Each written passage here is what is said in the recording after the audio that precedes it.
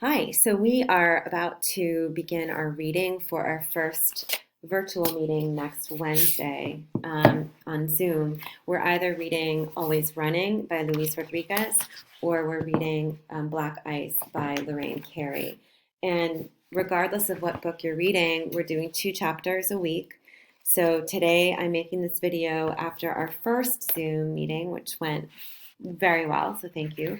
So you have 1 week before you would do our seminar in our Zoom discussion on March 25th with the 2 chapters, the first 2 chapters. So while we're reading, we're doing 2 things. We are contributing to an open doc, and there'll be an open doc for each book, but you just respond to the one for the book you're reading, and you have to do a couple of different things as you read in this open doc.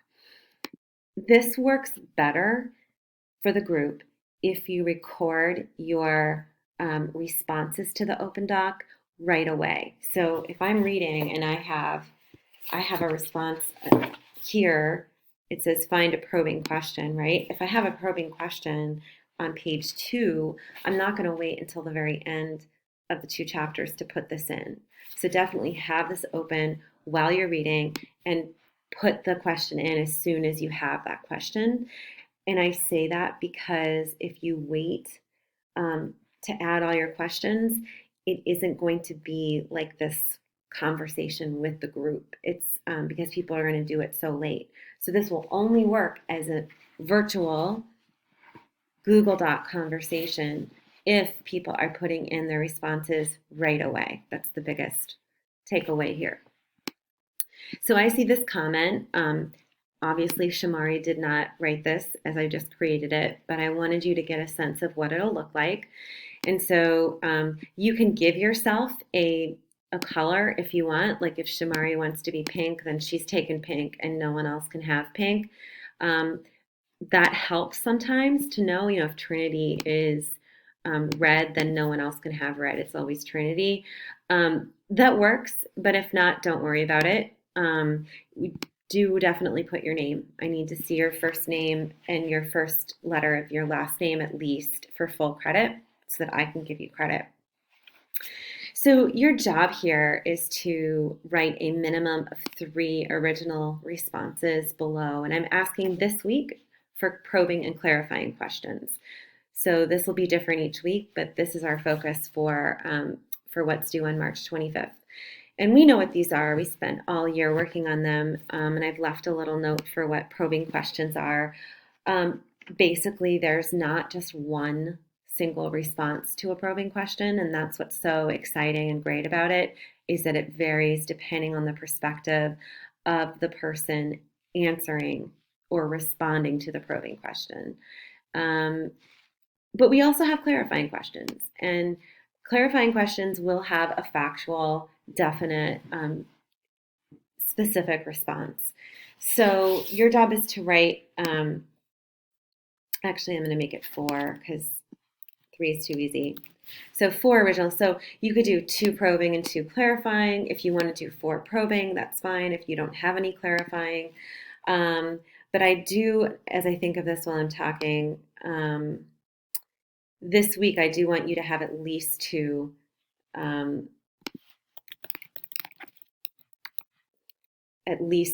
of the 4 probing questions because they're harder and they're better for your brain.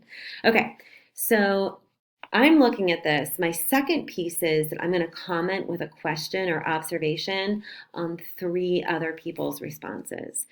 This is where it gets hard if everyone holds out and does this like at 10 a.m. Okay. Oh, Shamari's on this because I left her a comment, but I will explain later.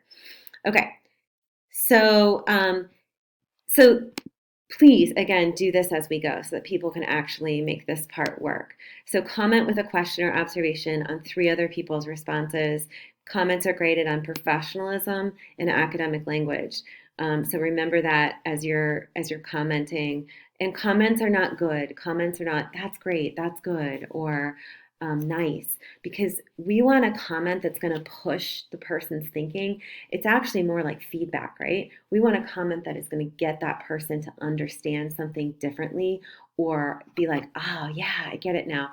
But a comment or feedback like, great, good, doesn't tell us anything more about the question that we asked or about our thinking. And so for here, if this is Shamari's, I see that I have gone in and I said, Shamari, why did you ask a question about him feeling anger in the beginning of the book?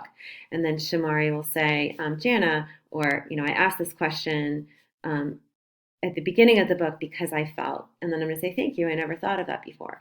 So I'm having a little Google comment dialogue with Shamari about what she wrote. So one thing I can do is question her question, right? But another thing I want you to do is to answer it.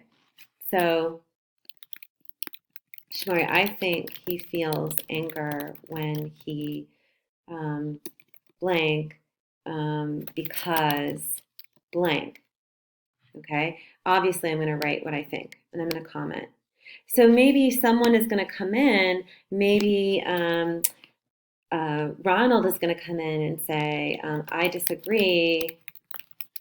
I think he feels anger because blank. And he's going to mention at Jana, or if my name doesn't come up, he'll just write Jana, or at Shamari. Okay, he's going to mention our names, but he's disagreeing, and he's going to hit reply. And then if another person, if Savan comes up and he's like, oh, I definitely want to respond to that question, he's also going to come into this conversation. He's going to say, hey, I see it another way. I think he feels anger because. So see, he's adding on, but in another respect, another way. Okay, and he's going to do that. And you can go back in. If Shamari takes a look at this and she's like, wow, 5 people have left comments on my one probing question, then she should definitely go in and do another reply. And that can be a long thread. The most important piece when you're commenting is that we do not click resolve. We never want to click resolve because then evidence of our work will disappear. So when you see other people's probing questions, you can either respond with another probing question to push that person's thinking, or you can respond with a response, something that you feel is a response to that probing question. Clarifying questions are a little different because they're factual. So Trinity has a clarifying question. What page did Luis meet? So he meets someone. Obviously, she's going to put the name in. And I'm going to say, oh, I know that. So I'm going to leave this for her. Trinity, so I can do plus Trinity Hall. He meets her on page 23. And I'm going to comment. And then Trinity will know that. So again, how do you do it?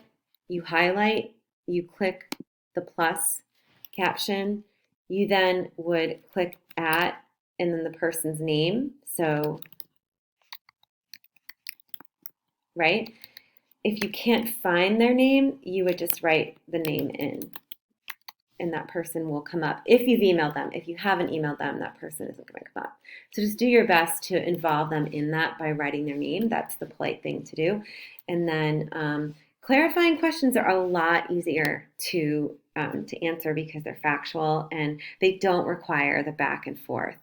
So I should be seeing some back and forth comment threads for probing questions. Clarifying questions is just a very quick answer. So let's just review that this is write a minimum of 4 original responses in the chart below, at least 2 probing questions. Comment with a question or observation / response / answer on 3 other people's responses. Okay. Comments are graded for professionalism and use of academic discourse. Again, that is huge. Even when we're working with online learning, we definitely are looking for that. And then respond to a comment if someone leaves you a comment. So these are the 3 main things that we're doing. I will link in this video for you to refer to, but this is just a visual that always comment using this comment feature. If you have any questions, please let me know. In addition to this, there will be signposting. So you will be assigned in Google Classroom your very own signposting for literature. Even though this isn't literature, it's a memoir, but signposting for reading literature. So there are 6 signpost boxes, and I want you to complete at least one of the 6 for minimal credit. So there's those 2 things plus the actual reading. And I've also linked some videos on there that you might want to watch if you're reading Always Running. There's a nice little 2-minute video about Luis Rodriguez from his perspective and kind of background info that I want you to watch before you begin reading. And I will also link up some of Lorraine Carey's memoir personal information as well, so you can get a sense of who the authors are. Please contact me if you have any questions. Thank you.